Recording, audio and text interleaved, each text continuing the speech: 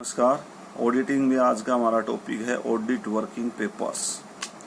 Audit working papers वो सभी प्रकार के डॉक्यूमेंट्स होते हैं जो ऑडिट के कार्य के दौरान ऑडिटर या तो तैयार करता है या क्लाइंट से रिसीव करता है या उसके वर्कर्स से रिसीव करता है या वो खुद गणनाएं करता है। ऑडिट वर्किंग पेपर्स जो होते हैं वो ऑडिटर के द्वारा तैयार किए जाते हैं, उसी की निजी संपत्ति होते हैं, वो क्लाइंट को वापस नहीं लौटाता है। इन्हीं ऑडिट वर्किंग पेपर्स के आधार पर वो अपनी ऑडिटिंग रिपोर्ट तैयार करता है। ये कॉन्फिडेंशियल होते हैं। ऑडिट वर्किंग पेपर्स में जो कुछ भी लिख रखा अपने क्लाइंट के सिवा वो इन बातों को किसी के सामने में डिस्क्लोज नहीं कर सकता। ये ऑडिटर का उत्तरदायित्व होता है। ऑडिट वर्किंग पेपर्स के लिए चाहे क्लाइंट ने फीस दे रखी हो, क्योंकि वो क्लाइंट का एजेंट नहीं है, एक इंडिपेंडेंट व्यक्ति की तरह कार्य करता है। अतः ऑडिट वर्किंग पेपर वो क्लाइंट को लौटाए इसके लिए बाध्य नहीं है। एक इस संबंध में एक कोर्ट केस है इंग्लैंड का 1938 का, स्टोकिंसी versus Bright Graham and company. इस केस में यही निर्णय दिया गया था कि ऑडिटर ने चाहे फीस लिए उन वर्किंग पेपर्स को तैयार करने की, लेकिन वो ऑडिट रिपोर्ट देने के लिए दायी है, वो वर्किंग पेपर्स क्लाइंट को देने के लिए उत्तरदायी नहीं है। लेकिन वो उसको और के सामने भी उसमें उसने क्या देखा क्या लिखा वो डिस्क्लोज नहीं कर सकता उस व्यवसाय की सूचनाओं को। ये कॉन्फिडेंशियल होते हैं। ऑडिट वर्किंग पेपर्स में क्या क्या शामिल होता है? ऑडिट वर्किंग पेपर में audit programme, audit notebook, audit appointment letters, correspondence done in relation to audit with client, with debtors, creditors and banks etcetera, opening और closing trial balance, final accounts, list of accounting books, copy of audit report, पहले से जो audit report है उसकी copy या अब तैयार की उसकी कॉपी भी वर्किंग पेपर ही होता है।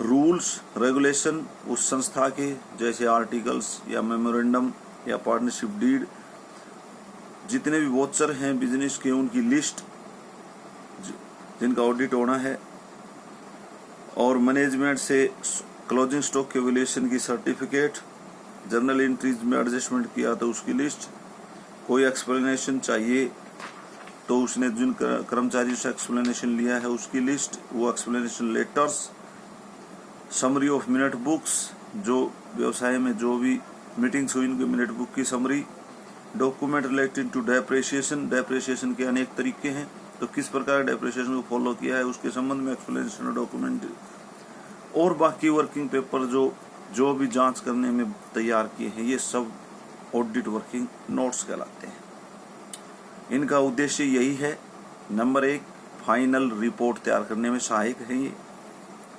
नंबर 2 यदि क्लाइंट ऑडिटर के खिलाफ किसी प्रकार का कोर्ट केस करता है तो एविडेंस का काम करते हैं। तीसरा, ऑडिटर जब भी आगे ऑडिट करने आएगा तो ये वर्किंग पेपर उसकी ऑडिट प्लान बनाने के और अगले ऑडिट कार्य को सुचारू रूप से करने में सहायक होते हैं। इसके अतिरिक्त अगर क्लाइंट विभिन्न विषयों के ऊपर अपने व्यवसाय संबंध में कोई भी टेक्निकल जानकारी मांगता है या सहायता मांगता है तो इन ऑडिट वर्किंग पेपर्स के आधार पर वो उसको सलाह दे सकता है। इंटरनल चेक और इंटरनल कंट्रोल सही से काम कर रहे हैं नहीं, ये भी ऑडिट वर्किंग पेपर्स के आधार पर ही जो उसने उसके दौरान देखे सूचनाएं कलेक्ट की उनके आधार पर ही वो अपने क्लाइंट को बता सकता है। तो इस प्रकार ये ऑडिट वर्किंग पेपर बहुत ही महत्वपूर्ण दस्तावेज होते हैं। ये निष्कर्ष होते हैं ऑडिट के। ये स्पष्ट तो होने चाहिए, क्लियर, बिल्कुल साफ सुथरे होने चाहिए और ऑब्जेक्टिव होने चाहिए, यानी उसके खुद के विचार नहीं बल्कि तथ्यपरक बातें इसमें लिखी जानी चाहिए। ओनरशिप का फैसला यही है कि ओनरशिप ये ऑडिट वर्किंग नोट्स जो होते हैं इनका ऑडिटर ही होता है। ये टॉपिक तो यही समाप्त होता है। इसके बाद दूसरा टॉपिक शुरू होता है, वो है procedure of audit work, method या प्रोसीजर। ऑडिट वर्क किया कैसे जाता है, ऑडिटर ऑडिट कैसे करते हैं, क्या क्या कार्य करते हैं ऑडिटिंग के दौरान। तो ऑडिट वर्क कैसे किया जाए इसका कहीं भी निश्चित नियम नहीं है। ये ऑडिटर की क्षमता, उसका कार्य करने का तरीका, उसकी सोच, व्यवसाय का ऑर्गेनाइजेशन, इन बातों पर डिपेंड करता है। असल बात यह है कि ऑडिटर को उन बुक ऑफ अकाउंट का एग्जामिनेशन करना है और वो फेयर है, ट्रूथफुलनेस है उनके अंदर, वो सही पिक्चर प्रस्तुत कर रहे हैं फाइनल अकाउंट, इसके संबंध में एश्योरेंस क्लाइंट को देना होता है। यदि उसको कहीं गलत लगे तो अपनी रिपोर्ट में उसको बताता है। तो मेथड क्या है? आमतौर पे जो मेथड अपनाया जाता है वो ये अपनाया जाता है कि सबसे पहले तो ऑडिटर ये सुनिश्चित करता है कि किस प्रकार की चेकिंग की जाए, क्योंकि चेकिंग 4 तरह की हो सकती है। उनमें से कौन सी तरीके की चेकिंग खातों को चेक करने के लिए अपनाई जाएगी? एक है रूटीन चेकिंग, दूसरी टेस्ट चेकिंग, तीसरी ऑडिटिंग इन डेप्थ और चौथी है ओवरऑल चेक। अब ये डिपेंड करता है ऑडिटर की अपनी सोच पर, क्योंकि क्लाइंट के भरोसे तो चाहे कौन सी चेकिंग करो, उसे तो अपने अकाउंट्स की ट्रूथफुलनेस और according to convention rule of accounting ये जंचवाना उसका उद्देश्य है कि आप इनको जांचे, एग्जामाइन करें, मेरे को तो रिपोर्ट दे। अब आप टेस्ट चेकिंग करते हैं, डेप्थ चेकिंग, ये तो आपको सोचना है, ऑडिटर को सोचना है। वो ऑडिटर बिजनेस की एक्टिविटी, बिजनेस का internal control, internal check system और बिजनेस का आकार, इन और समय को देखते हुए सुनिश्चित करता है कि किस प्रकार की चेकिंग का प्रयोग किया जाए। इन प्रत्येक प्रकार की चेकिंग का मैं थोड़ा थोड़ा आगे बताता हूं अभी आपको। ये सुनिश्चित होने के पश्चात वो ये कार्य शुरू करते हैं। उसमें सबसे पहले वो विभिन्न प्रकार के स्पेशल टिक्स का प्रयोग करते हैं। वो टिक्स जो चेक करते हैं उन पे वो विशेष प्रकार के चिन्ह लगाते जाते हैं और अलग अलग आइटम के अलग अलग प्रकार के चिन्ह और अलग कलर की पेंसिल प्रयोग करते हैं, ताकि किसी में अगर अल्ट्रेशन हो, परिवर्तन कर ले बाद में क्लाइंट तो वो एम्प्लॉइज तो उसका पता चल जाता है, वो जब दोबारा देखते हैं तो उसका मालूम हो जाता है। विभिन्न प्रकार के टिक्स का प्रयोग किया जाता है। एक भाग की चेकिंग एक ही बार की जाती है, एक सीटिंग में, चाहे पूरा दिन लगो या कुछ घंटे लगो, कंप्लीट करते हैं एक पोर्शन को एक सीटिंग में। फिगर चेंज अगर किए गए होते हैं तो वो विशिष्ट चिन्ह लगाए गए होते हैं, उनसे पता चल जाता है। एक बंदा कॉलिंग करता है, दूसरा चेकिंग, ताकि भूल चूक की संभावना खत्म हो जाए। एक वाउचर्स को कॉल करता है या एंट्रीज को, दूसरा उनको वेरीफाई करता है। वाउचिंग से कार्य शुरू होता है ऑडिटिंग का। वाउचिंग का अर्थ होता है जो ओरिजिनल डॉक्यूमेंट ऑफ ट्रांजैक्शन होते हैं, लेन देन के जो शुरुआती डॉक्यूमेंट होते हैं, जैसे बिल है, कैश मेमो है, इनसे शुरुआत रिकॉर्डिंग, जो एंट्री की रिकॉर्डिंग हुई है जर्नल या सब्सिडी बुक्स में, वहां से चेकिंग शुरू की जाती है, इनका मिलान किया जाता है, जिसको वाउचिंग कहते हैं। उसके बाद उनकी पोस्टिंग देखी जाती है लेजर में, उसके बाद फाइनल अकाउंट में ट्रायल बैलेंस देखा जाता है और उसके बाद ट्रेडिंग प्रॉफिट लॉस अकाउंट को देखते हैं। बाद में बैलेंस शीट के अंदर जा करके उनकी लायबिलिटी साइड वालों की अलग से चेकिंग की जाती है कि ये पैसे कहाँ से आए हैं और एसेट साइड कहाँ की, किस में निवेश कर रखा है, और वो फिजिकल वेरिफिकेशन और उनका वैल्यूएशन भी करके देखा जाता है कि क्या वो सही तरीके से सही वैल्यू दिखा रखी है बुक में, क्या वो फिजिकली व्यवसाय के पास हैं। ये एक प्रोसीजर है जो ऑडिटिंग में अपनाया जाता है। स्पेशल टिक के प्रयोग होते हैं, एक बोलता है, एक चेक करता है, एक ही सीटिंग में से एक बार एक पोर्शन को पूरा देखा जाता है और वाउचिंग की सहायता ली जाती है, यानी वाउचर्स के द्वारा मिलान करते हुए आगे चेकिंग करते जाते हैं। अब ये चेकिंग अभी बताया था 4 प्रकार की है। कौन सा अपनाया जाएगा? ये समय, व्यवसाय, उसका आकार, जांच का तकाजा कि भाई फ्रॉड पकड़ना है या रूटीन का काम है।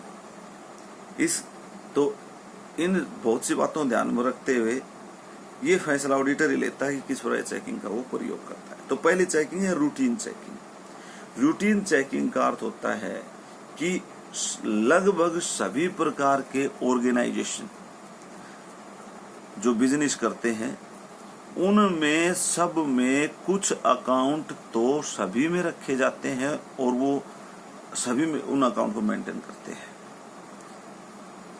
और उन अकाउंट्स को चेक करना रूटीन चेकिंग कहलाती है।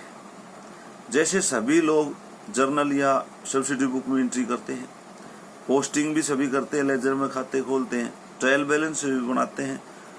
तो यहाँ से जो वाउचिंग से शुरू करके ट्रायल बैलेंस तक की चेकिंग, ये तो एक रूटीन चेकिंग है। ये तो सभी व्यवसायी ऐसे अकाउंट रखते हैं, सब में ये चेकिंग तो करनी ही पड़ती है। इसको रूटीन चेकिंग या डेली बेस की अकाउंटिंग की चेकिंग कहते हैं। इससे केवल अर्थमेटिकल एक्यूरेसी ही सुनिश्चित होती है लगभग, अर्थात कि कहीं गलत अमाउंट तो नहीं लिख दिया, कहीं लिखना ही छोड़ गए, या कहीं डबल लिख दिया हो या उल्टा सीधा लिख दिया हो, तो इससे जो एरर पकड़े जाते हैं वो अर्थमेटिकल एक्यूरेसी को लेकर के आते हैं, अर्थात इससे गणितीय शुद्धता ही जांची जाती है। यही उद्देश्य होता है। फ्रॉड पकड़े जाते हैं या एरर्स डिटेक्ट हो जाते हैं, पकड़े जाते हैं और गणितीय शुद्धता आती है। ये है रूटीन चेकिंग। अब इसके उद्देश्य हैं एडवांटेज, डिसएडवांटेज, ये आप पढ़ लीजिएगा, ये सभी में की जाती है। दूसरा है टेस्ट चेकिंग। टेस्ट चेकिंग जैसा कि इसके नाम से ही है कि इसमें किसी थोड़े से अकाउंट के हिस्से को पकड़ के और शुरू से आखिर तक उसकी गहराई से जांच की जाती है। अब वो थोड़े से लेन देन कौन से उठाए जाएंगे, ये रैंडमली उठाए जाने चाहिए और ऐसे उठाए जाने चाहिए जिनमें जितने कलरक लेखा भाई में काम करते हैं, लिखने का काम करते हैं, सबके थोड़े थोड़े आइटम इसमें आ जाएं। ये टेस्ट चेकिंग वहां उपयुक्त होती है जहां पर इंटरनल चेक और इंटरनल कंट्रोल बहुत अच्छा काम करते हैं, वहां टेस्ट चेकिंग की जाती है। टेस्ट चेकिंग ये कहती है कि अगर टेस्ट लिए गए आइटम सही पाए गए हैं अकाउंट में, तो बाकी का अकाउंट भी सही ही होगा, ये सोचते हुए टेस्ट चेकिंग की जाती है।